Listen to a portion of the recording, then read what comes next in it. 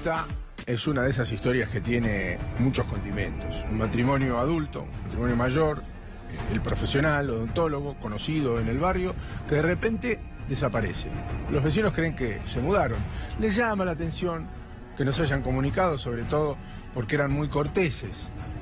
Y en las últimas horas se produce un hecho, también que llama la atención, que es la aparición de su hijo lastimado. Y detrás de esas lastimaduras que ponen en contacto a este muchacho de 43 años con las autoridades, un hallazgo macabro y una historia que merece ser contada. Y una historia que, como dice Guillermo, empieza a hacerse pública o se descubre de casualidad absoluta, Guille.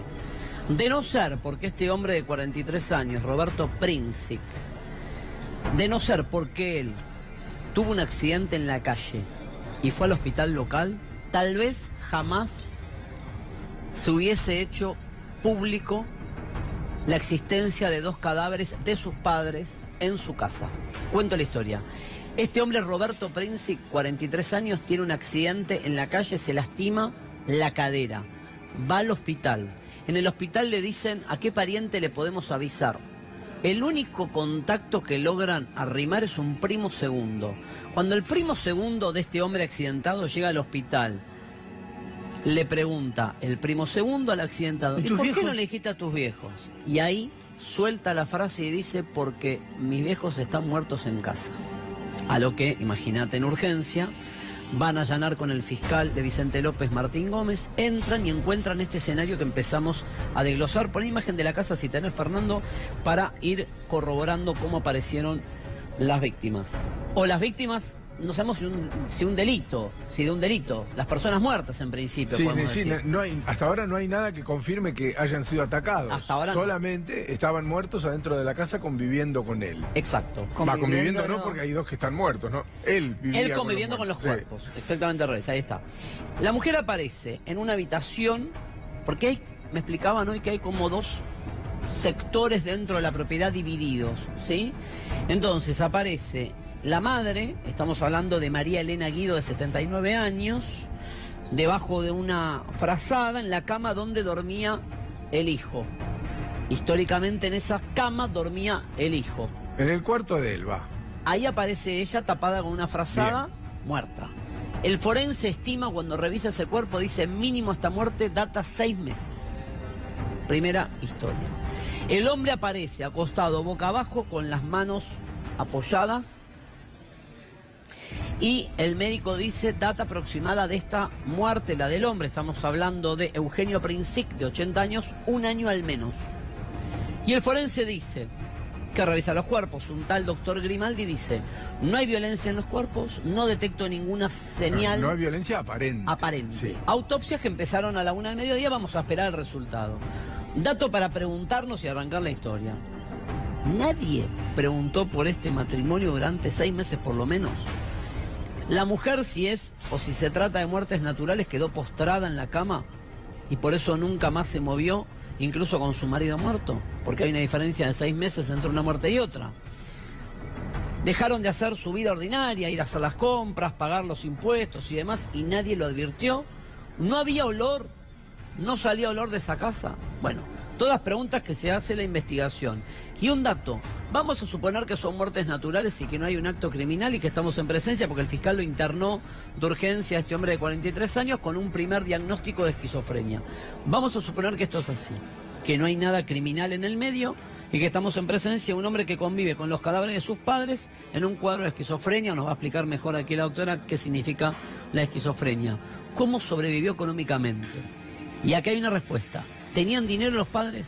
Había un ahorro con el que este hombre vivió a lo largo de 1 año, no tenía trabajo. Se encontraron 11.000 pesos arriba de una alacena, con lo cual esto podría explicar cómo el hombre sobrevivió para comprar los alimentos y demás a lo largo de este año. Un caso muy extraño, que es el tercero que contamos similar en los últimos 3 años. Eso te iba a decir, y uno de ellos en la misma zona. En la misma zona, en Carapachay. Mismo partido, pero en Carapachay. ¿Te acordás que fue aquel hombre que convivió con el cadáver de su madre, que quedó postrada, muerta en un sillón? También lo contamos allí. Y a los pocos días, otro caso de un señor que había estado en la cama también.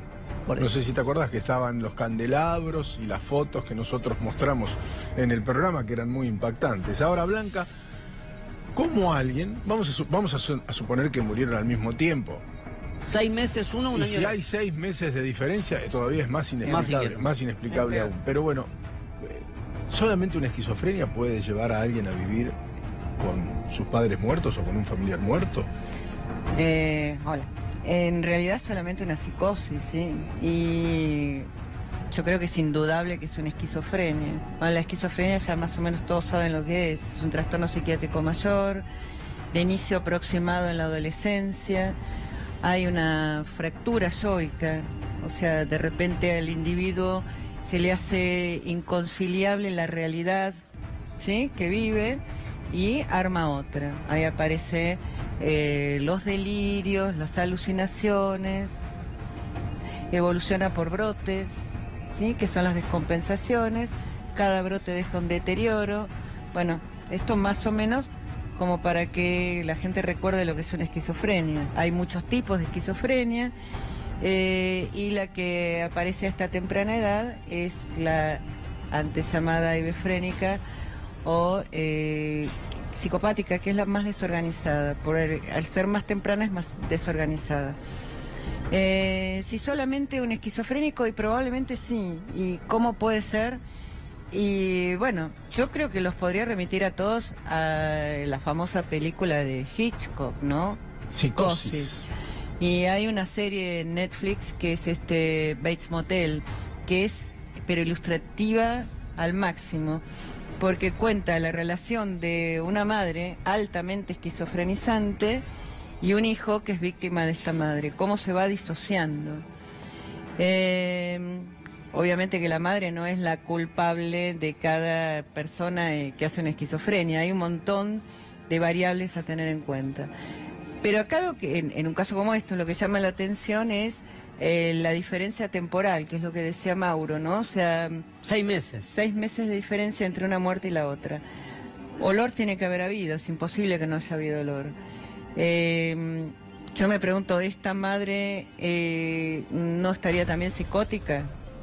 Es una posibilidad, porque si no, ¿cómo conviviría alguien al menos 6 meses con el cadáver de su ex esposo? Ya serían 2 ante Si la está misma postrada, situación.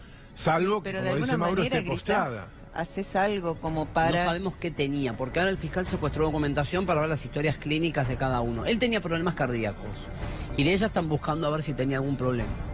Digo, porque no podemos mostrar el material, digo, es impresionante ver lo que pasa, lo que se ve adentro de esa escena. Ella está Bueno, para postrada en decirlo, la cama. él estaba ya En estado convertido en esquelético. esqueleto. Él Claro, Él estaba convertido en eso esqueleto. seguro. Sí, eso te iba a decir. O sea, eso por el paso del tiempo queda... Pero decir que el esquizofrénico no ¿qué? Bueno, ¿Cómo como se niega, explica? como niega la realidad, claro. la base de la historia, dice ella, niega la No es realidad. que la niegue, o sea, no... No la concilia igual, Claro, no la, o la eso- concibe igual. Claro, es otra la realidad. Y yo creo que, bueno, o sea, fíjate que en un momento dijo, mis padres están muertos. En casa. Al En final, casa. Está bien, pero... cuando ese le es un- dicen, no ¿por es qué un no? dato El primo menor. segundo le dice, ¿por qué no le dijiste a los viejos que vengan a ayudarte al sanatorio? ¿Se entiende? Pero no es un dato menor, están muertos pero están en casa. O sea, de alguna manera... Naturaliza eso. Claro, pero de No algún- quería quedarse solo. no se podía desprender de estos padres.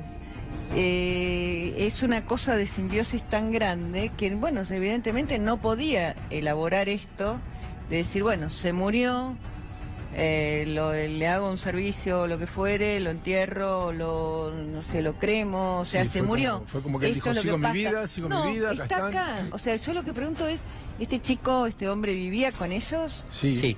Evidentemente es una familia que estaba aislada. Evidentemente es del una resto familia de su psicótica, familia. te digo. O sea, Vos Nadie decís. se ha sorprendido en el barrio, hemos tenido, ahora vamos a compartir testimonios. Nadie tomó conciencia, no sabemos los diálogos que tenían con este hombre de 43 años los vecinos. Che, ¿tu viejo? ¿Qué contestaba? ¿Qué le decía ante cada consulta del vecindario porque no veía hace más de un año al señor Eugenio Princic? Digo, me imagino que debe haber conversaciones barriales en ese tono. ¿Tenés alguna nota, Fernando, para ir repasando de los testimonios de lo Hay que que vieron ver los si vecinos? le preguntaban algo y Sí, si él pero- contestaba, porque tienen esta cosa de introversión muy marcada. Bueno, mirá los testimonios a ver qué dice la gente. A ver.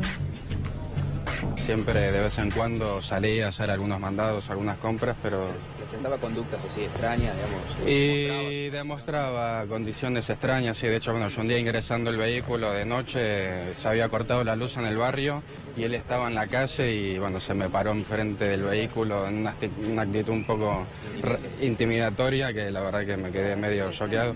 Existía la sospecha y, bueno... Ahora, ¿qué tipo de sospecha? ¿Qué es lo que ustedes veían? ¿Que al matrimonio hace tiempo que no los divisaban en la calle, en los mandados? Exactamente. Al matrimonio los dejamos de ver en el barrio y bueno... Al parecer hace un año estaban muertos dentro de la casa. Sí, fue un año y medio, más o menos ese es el periodo en el que... ¿Y qué conducta tenía el hijo? ¿Qué conducta tenía el hijo? ¿Qué hacía en este año? ¿Qué hizo que ustedes ahora los haga pensar en algo raro? Y la verdad no sabría decirte, pues ya te digo, se lo veía caminar por el barrio, pero no es un chico que quizás llevar una vida normal de salir temprano a la mañana, trabajar y volver del trabajo. ¿De qué se mantenía? ¿Qué vivía? Bueno, no sabría decirte, que quizá... ¿Te pasó algo con él alguna vez, con este hombre de 50 años, el hijo del matrimonio? No, particularmente no era una persona violenta, pero ya te digo, era una persona extraña. Hace poco nosotros tuvimos que hacer un trabajo en el edificio de impermeabilización de los laterales y bueno, cuando hubo que tocarles el timbre al señor, no quiso que se hicieran las obras para, bueno, me imagino que era para no levantar esta sospecha de... Nunca una actitud violenta, pero era raro. Era raro, exactamente. ¿Conocía el matrimonio? ¿Qué nos puede contar de ellos y de su hijo? Mire, ellos eran conocidos nuestros y eran pacientes nuestros. Yo sé que tenían problemas con ese hijo porque no estaba bien, pero... O sea, él muchas veces habló que el hijo a veces le agarraba así como ataques y que se ponía como loco y él se iba de la casa. ¿Usted dice pacientes nuestros? ¿Usted es doctora? Soy odontóloga, mi marido también. Y hace un tiempo que no los veíamos y siempre llamaban o para el Día del Padre, para saludarnos, para el Día del Odontólogo. Yo siempre decía, qué raro les habrá pasado algo, pero bueno, no conocíamos a nadie más ahí. ¿Los padres le manifestaban a usted que el hijo tenía problemas? Sí, que tenía problemas mentales. Y bueno, después no los vimos más. Yo siempre decía que habrá sido él se llamaba Roberto. ¿Qué habrá sido de esta gente? ¿Qué habrá sido esta gente? Y la vez pasada que lo encontraron tirado al muchacho, yo lo vi, digo, ay, qué parecido que es a Roberto. Y le dije a mi marido, le digo, ¿no será el hijo de Roberto? Y digo, no, porque los chicos que lo encontraron, dice, lo conocen y hubieran dicho que era este chico. Y bueno, claro, ahora porque él se quebró la cadera en la vía pública. Sí, sé que estaba tirado, que decían que se había fracturado una pierna. Bueno, ahí está la explicación. Ay, perdón, ¿me escuchaban? Sí. Mirá Ahí cómo está, nace la ahí historia, está la explicación, ¿no? que daba, ¿no? Es increíble cómo se descubre. Si es que realmente no hay ningún indicio de criminalidad, estamos esperando las autopsias, se estima que van a concluir a las 5 de la tarde. Lo único que me llama la atención... Bueno, no sé, cambian pocas cosas, sinceramente. Aunque sea un hecho criminal, si no lo ocultó, no los enterró, los dejó a uno en la cama... No, cambia el escenario de... Bueno, sí, tenés razón. Es lo mismo. Acá. O sea, estamos hablando de alguien psicotizado. Claro, que es inimputable, o sea, que los haya matado, no cambia. Entiendo. Es el mismo fiscal que le tocó este caso, el que internó a la Tota Santillán. Ahora, fíjate Una una diferencia cosa. de 15 días. Los vecinos dejan de verlos, e incluso personas que tenían cierto vínculo, que recibían llamados o intercambiaban llamados en fechas importantes, dejan de recibir esos llamados. Pero tampoco profundizan en la pesquisa, ¿no? Se quedan ahí como diciendo, ¿qué habrá pasado con Roberto? Pero hay mucho miedo en general en la sociedad. ¿De qué? La inseguridad, hay miedo social, hay miedo de preguntar, hay miedo de todo.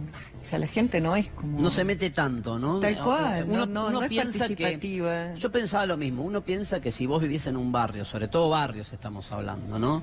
No estamos hablando de un edificio que vos en el mismo edificio conviven 80 familias, yo no me acuerdo la cara de los 80 vecinos, pero en un barrio por ahí los de la cuadra te los acordás. Ahora, esto revela que a pesar de existir el chisme, nadie se involucra tanto como parece, no digamos. Se compromete la gente. Claro. Estados Unidos peor. Porque nadie preguntó a fondo, como dice Guillermo, por dónde están. Nadie tocó el timbre. Nadie tocó el timbre. Y cuando estarían o no postrados, tampoco. Y aparte esto data hace 1 año y medio, o sea, demasiado tiempo como para Pero bueno, también hay familiares. ¿Puede decir que no cambia si los mató? No. Solo, Sí para, cambia. solo para saber el final. Es solamente para saber el Psiquiátricamente final. no, y pericialmente tampoco. Porque si vos los matás para quedarte con el dinero, suponete. No, pero ahí ya hay una pero teología. Suponete. Él hubiera intentado ocultar los cuerpos. Claro. Hubiera intentado seccionarlos como hemos visto en otros casos, enterrarlos en el fondo de la casa. No es el caso. No es el caso. Donde murieron quedaron. No es psicopático. Les puedo garantizar que vi material que es imposible de publicar. Donde murieron quedaron. Donde murieron quedaron. Después muéstramelo. No. ¿A mí? Tampoco. Bueno, malo. Pero digo, es un tema muy delicado porque Blanca asegura no cambia nada si se trata de un doble crimen, pero desde el punto de vista de conocer la historia eso sí, para jurídica, determinar el final de esas dos personas. El fiscal está obligado a hacer las autopsias, Sí, necesita obvio. llegar a una conclusión. Más allá que ya hay un primer dictamen que les interna al responsable de la casa porque no le funciona bien la cabeza. De todas maneras, si no los ponele que este hombre, en un caso así, como siempre, no los mató, probablemente tampoco los haya podido atender psíquicamente, no los cuidó tampoco. Fuerte historia, la vamos a Voy seguir por en el minutos. camino de Blanca igual, Sí. que el No grupo cambia. familiar en sí, Sí, presentaba alguna situación extraña teniendo en cuenta que no se vinculaba con su familia y su familia no Ni con el preguntaba a lo barrio. largo de un año.